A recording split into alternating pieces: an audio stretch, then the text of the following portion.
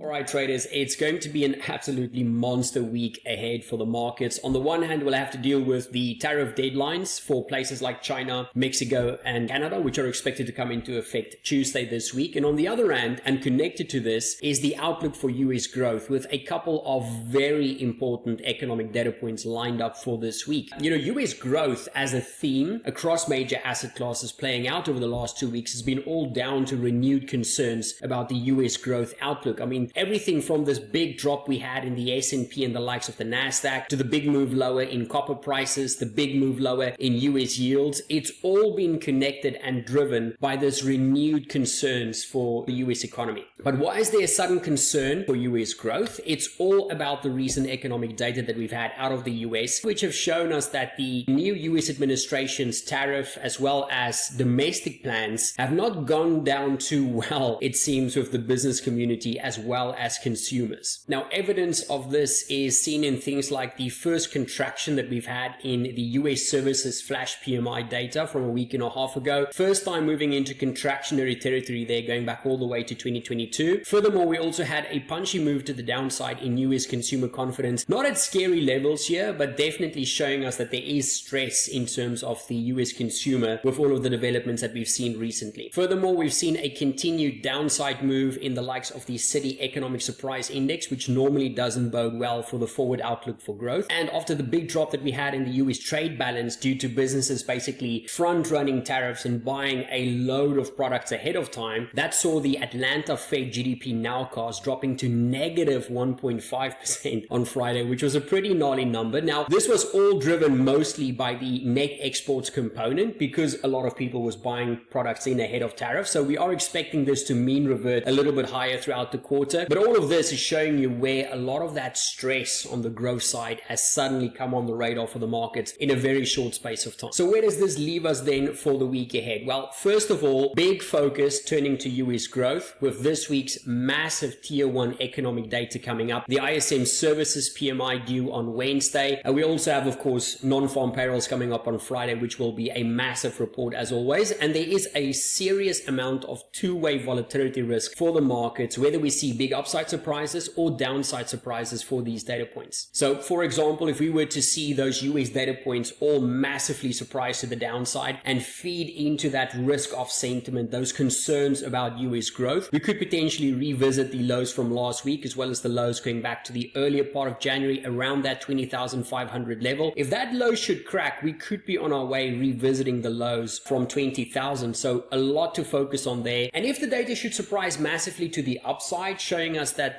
recent data points that we've seen has all just been a flash in the pan and a false signal, if you will, we could potentially revisit highs going back all the way to 22,200 if the data should come in really solid across the board this week. Now, when it comes to the Forex market and the dollar more specifically, there we need to be a little bit more careful when it comes to the US data. Despite all of the concerns about US growth developing over the last week and a half, the US dollar actually traded higher into the close last week. Now, this is a very important distinction to make and something that we call the dollar smile theory. You see, in a normal environment, usually a country's currency will struggle when the economy starts to weaken. But unlike regular currencies, the US dollar actually strengthens when the US economy is slowing down alongside the rest of the world. And that could actually see some mild upside potential for the dollar, even if we were to get downside in the data as a pure safe haven play by the markets. On top of the potential for safe haven support for the dollar, we also have the potential for the implementation of those tariffs that we mentioned at the start of the video. That can obviously see some upside potential for the dollar as well. And if you take a look at this chart over here, you can see that some of those short-term measures that we track for US inflation, like prices paid components, commodities, all of that is still showing upside risk here for inflation, which also should be a positive driver for the US dollar as well. So for the US dollar, we need to trade it very carefully with the US data, where any big downside surprises could see some initial knee-jerk reactions to the downside for the dollar. But if the data is bad enough to increase those risks of stagflation, that could actually see risk sentiment sour in the markets, and that could actually see that initial move in weakness being faded and the dollar actually trading higher despite negative data. So the bottom line, guys, it's going to be an absolute huge week for the markets this week. So strap in, stay nimble, and trade safe. And also,